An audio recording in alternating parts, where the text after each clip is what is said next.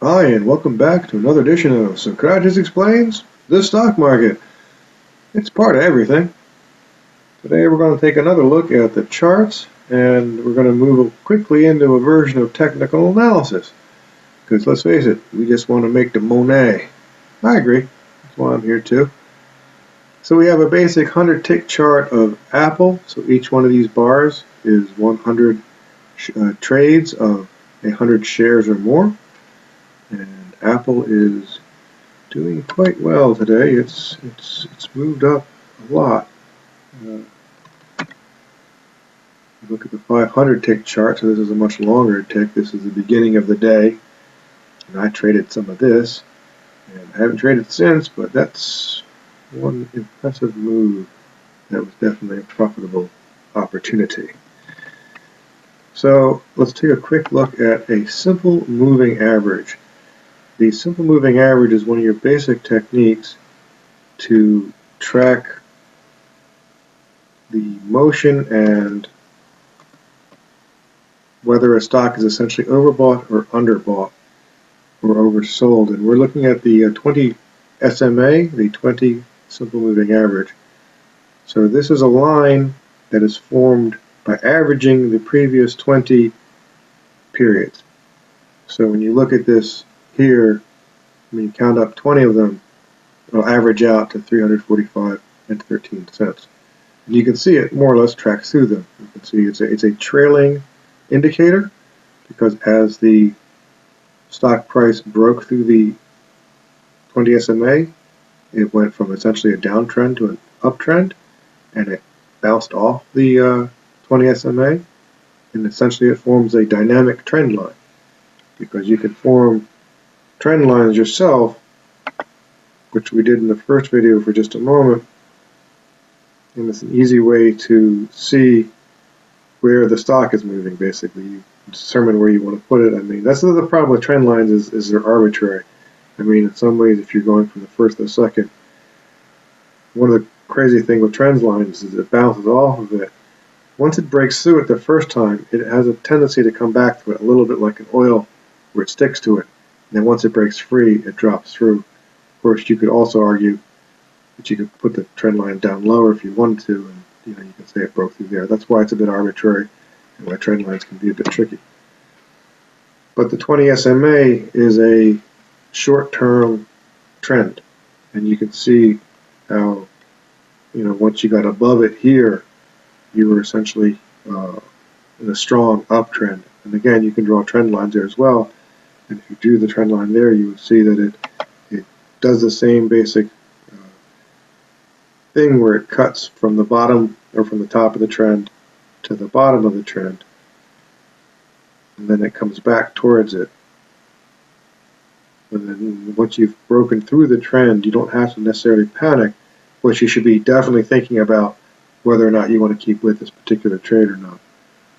And once it breaks through the SMA, that's more of an indication. Now it continues to climb, so it depends on your trading style and how you're trying to do your particular thing. Now, this was in part covering something that's in the book, Money is Power, How Practice Makes Promise, Mastering the Stock Market, which I'm not really pushing, but what the hell. If you have the book somehow, or you have a PDF of it, it's Chapter 8. This is Technical Indicators and Technical Analysis. This is the SMA on page 230.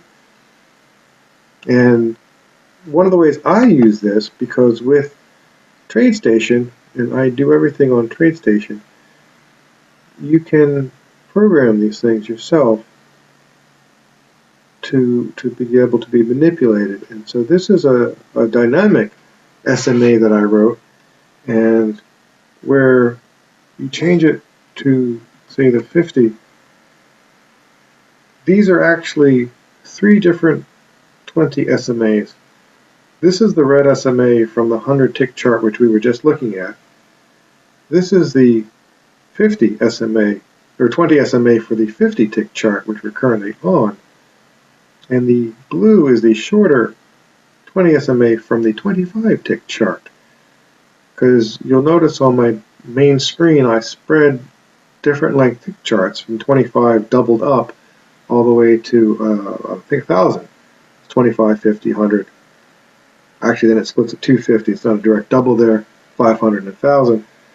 And the lines that you see are the 20 SMAs for the different versions of it. I find that there's ways you can use these to do trend analysis. And that's one of the nice things about the simple moving average. As a trailing indicator, it tells you where you were, and once you've broken through the longer trend, it's much more likely you're going to be downtrending, because you can see it broke the 20 or the 25 tick 20 SMA. I know it gets confusing, but nonetheless, but it maintained the longer one on the 50, and it stayed above the 100. There's just a ton of information, and you're trying to sort through it in as many ways as you can and try to parse it, basically to get an advantage. And you need to understand how an SMA works to understand technical analysis that use them. The MACD is a very important technical analysis tool, and it is basically two simple moving averages. This is a shorter simple moving average, in the same way the blue is shorter than the red. It's quicker, so it reacts quicker. Well, this one is shorter than this one, and it reacts quicker, and when it is above it, you have a green mountain, and when it's below it, you have a red mountain. So the simple moving average is a very basic and important tool to technical analysis, and it's the basis of the moving average convergence divergence, or the MACD, and a very, very important tool for technical analysis. So I think that's the end of this particular one. Let's all go make some money. See you again in another one of these videos.